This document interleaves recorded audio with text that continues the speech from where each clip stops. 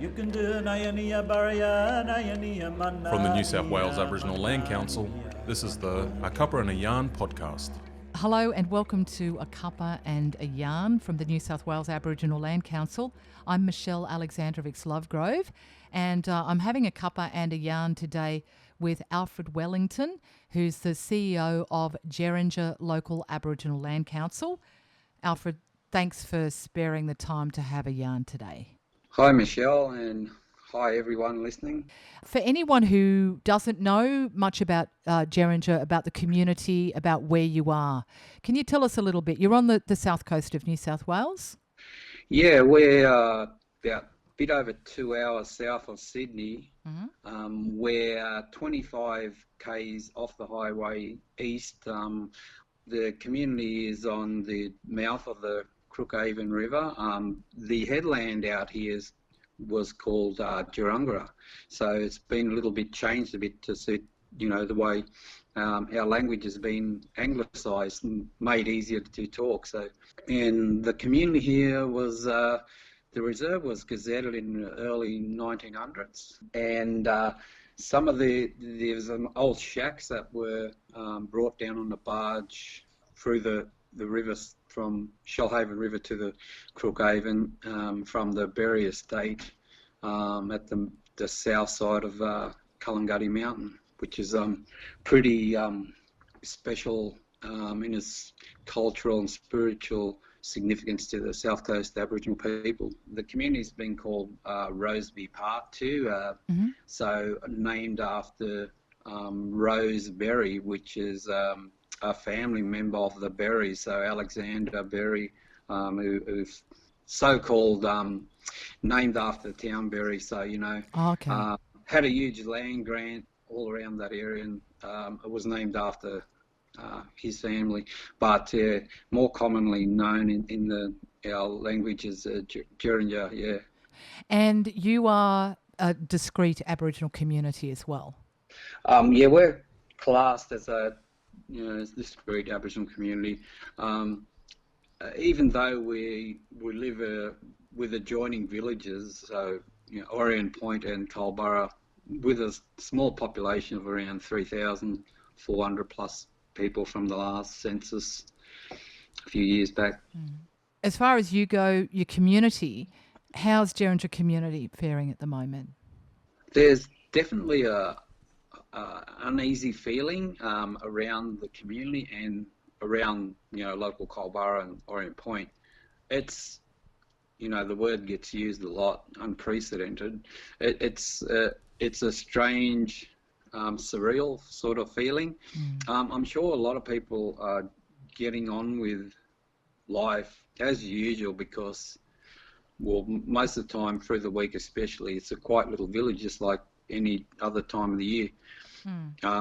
People still maybe walk to Culburra, walk the beaches, go out and get their coffee and other stuff.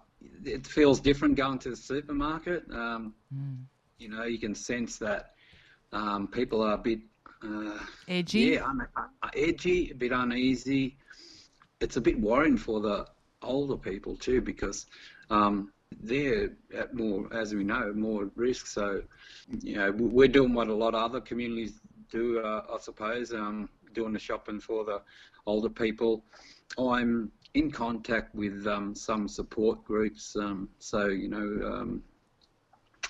church groups and family and community services, and trying to work out little ways we can support them as far as some packs and stuff like that. And of course I've dialed into the teleconferences with NSWALC, with the head office, like some communities down the coast. So yeah, we're trying to stay informed. It's hard not to stay informed. I think it's more of a try to switch off from it now and then. We've got to be very mindful, and my mother says that don't get caught up in it too much. This can have effect on people, and I suppose that's where we're at an advantage in a place like where we are, and other communities up and down the coast and out west. We're a bit more isolated, and there's ways we can switch off and go get away from stuff and away from technology, go out and do some fishing or go for a walk on country and do stuff like that. Alfred, I just do want to make mention, and for anybody listening, that Alfred was mentioned his mother. Alfred's mum is an amazing, legendary woman called Delia Lowe, who is one of the original warriors of the land rights movement in New South Wales, isn't she? She's a very humble woman, though, me mum. Yeah. I think what's drove me mum over the years is that being out on country and some things happening out there when she's been out there, but at a young age identified by elders in the early days when they were looking at ways to get our culture recognised and protected and having land rights. So yeah, she's been involved with those older people that are, you know, rest in peace, they've passed on now, all that time, and I actually learnt a lot from my mother. I didn't learn a lot as far as secondary school, high school, but I had a good primary school in Culburra. That was the foundation of my, you know, learning and stuff, but it's always been about family, and like a lot of our people, learning in our more traditional ways is get taken along to stuff as you get older, taken along to meetings and stuff like that. So I've learnt most of my stuff about community and this sort of stuff, land rights and cultural stuff from my mother and, you know, uncles and aunties and so forth. I'm very respectful of, you know, what she, you know, when she gives me advice, when I'm lucky to get some advice off her. Okay. Yeah. And Alfred, given that though, with all the messaging and now, you know, the rules, new laws being set about social distancing, hand washing in our homes, going out in groups of more than two, how do you feel about community having sort of taken this up? That's a really alien concept. How do you explain to our people to go, you know, just you two fellas go out, or you two girls doing, you know, you're not allowed to take the rest of the mob doing this or that. It's all about education and saying the big picture and the seriousness of this is that we don't know where the illness is and where it can come from. From what the Prime Minister said about funerals, how do you say to our people you can only have 10 people at a funeral?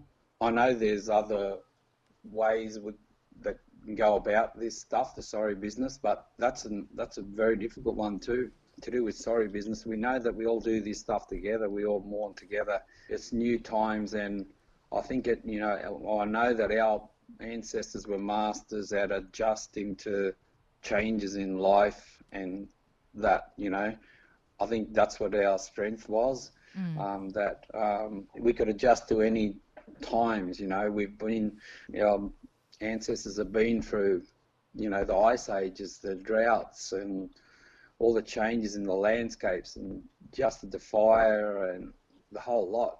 So I think that if anything that we can draw on, I think that's a key thing we can draw on, is that just think about our ancestors, how adaptable they were. Masters of adaptation to the environment and society that we lived in. And with sorry business, and for other communities perhaps, but I do know that many have similar protocols. You know, a funeral's not just a funeral; it's a whole lot more. There's whole cultural obligations on us as the one farewelling the one who's leaving us, going to join our ancestors. Catching up with your mob that you might not have seen for a while. That happens all the time. You catch up and talk about how's life treating you and all that. And to go to sorry business and you can't do that, it's a difficult one. And what about people coming in, Alfred? What are your options for people from outside your community coming in, particularly because you're wanting to keep the virus out and keep people in the community safe? That's something that we haven't made any decisions on as far as our land council goes. We're having some preliminary discussions in the meantime. But it's a little bit different here, as we're sort of discreet, but we have got local villages. Yeah. So, we've got another 3,000 plus people close by. We got Nowra close by. We've got 2 roads, one way in and another way out. People can access the community pretty easy. In saying that, if the community desired to take some measures, we'll look at that as it comes up. Yeah. So for yourself, though, I know that when we were talking earlier, you're back at the LALC? Are you at the LALC now? I'm back at the LALC, so it's a strange time. All this adjusting stuff about how many people that comes around and uses the space, whether you can work at home, how you work at home.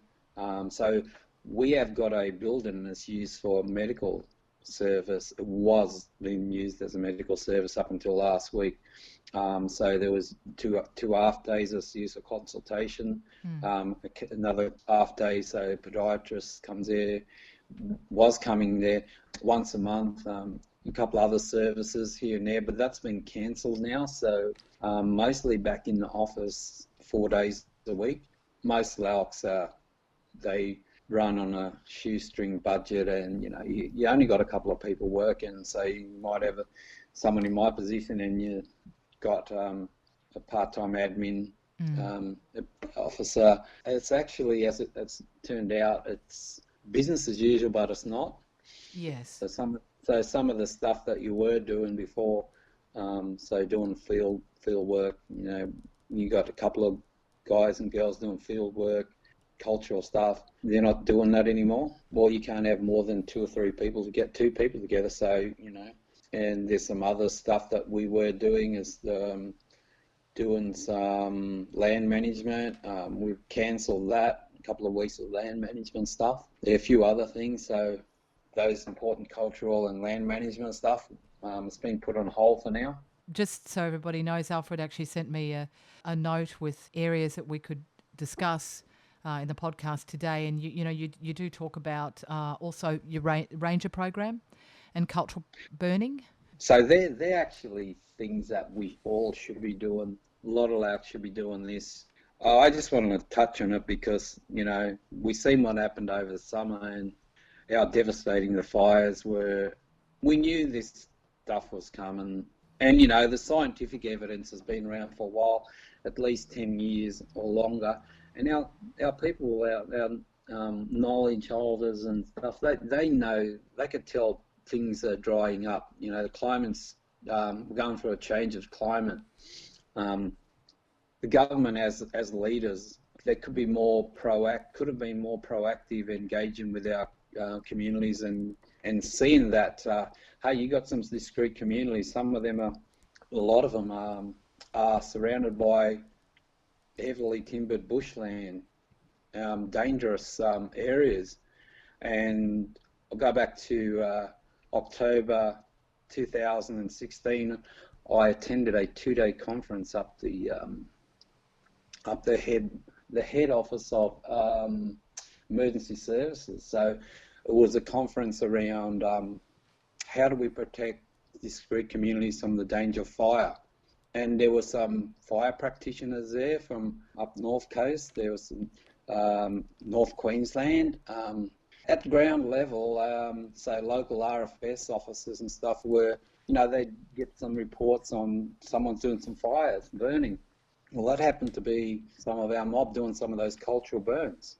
That's what they were doing. So at that level, that bureaucracy, they were supportive, RFS, but nothing come of it.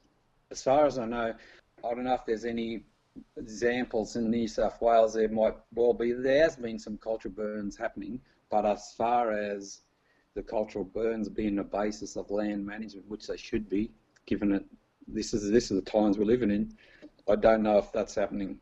Minimum 5 years ago, this stuff should have been implemented. Up here at Jerrinja, I say up here, but as far as up the coast where we just missed the really bad part of the fires that happened we think about our communities down south where they lost houses and stuff, you know.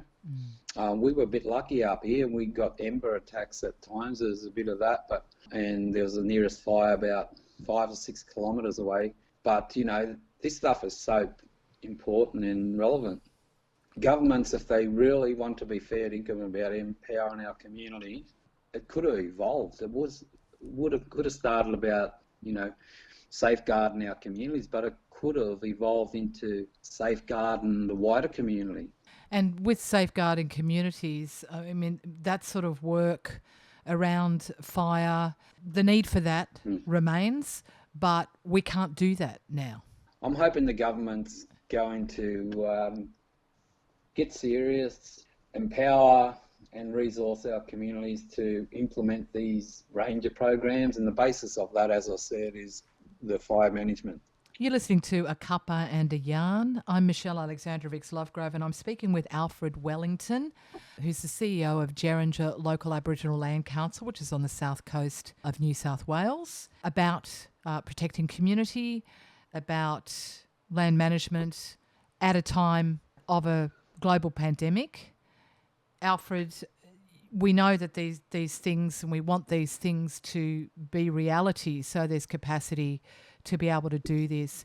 How are you faring now? I mean, I'd imagine a big pause button on all of that, because, you know, you couldn't send a team of rangers out really now, could you, even if you wanted to? So it's had a major impact on, I'd say, all this stuff, all land management teams getting together and being able to do this stuff. I'm sure a lot of our people have got ideas and why this is all happening, and we're all hoping that the good that will come from this is that we have a reset at the high levels of how we're living, how we're treating Mother Earth, and we could do things a lot better in the future. I know that there's a lot of things that are being put on hold, other things are having to change. Protecting community, making sure community stays safe, has water, has food, is able to clean. This is just very basic stuff, but, you know, I mean, I told you the story earlier of finally managed to get toilet paper this morning, and how I bolted down the shop when I was told that there was toilet paper. We had the same situation here where the crazy panic buying happened. We can find some sooner or later. I think that some of the support services are good. They will end up supporting the community and providing, at least the elders, with some basic essentials, what they need. So I just appeal to people to not get into this panicking situation. I think that maybe it's all the panic stuff going on around us, and we're getting sucked into that void of panic. Our people are pretty reserved and stuff, and they like to stay away from that sort of thing. Older people, I'm talking about. So, I mean, that's a problem, and that's where I think our younger generation, they've got to step up and make sure they're okay with medical stuff. I know that local AMS they're still providing a service in town, and it's all changed with us too. You do the on the phone consultation stuff. If you really need to see a doctor, there's processes to go through with that. So everyone's adjusting. Alfred, thank you so much for your time having a cuppa and a yarn today. And I do know that you do have a cuppa, and you actually went home to get one and bring it back to the LALC. So thank you. And I'm sitting here with a cuppa too, even though we're doing it sort of in a virtual world and not face to face. For your members, just to finish, any members' concern or how to contact you, or I mean, I'm sure they know, but is there anything you'd like to say to your community? I'd like to say, be careful, stay safe, follow precautions, try to switch off, and adaptation. You know, our ancestors were so successful and lived a whole living culture in the world for a reason, and the reason is that adaptation skills that were applied to different changes environment and society. So that's what we need to do. Alfred Wellington, thank you very much for a cuppa and a yarn. Thank you, Michelle. I've enjoyed it. Thank you. You can do Nayania Baraya, Nayania Manania Mana.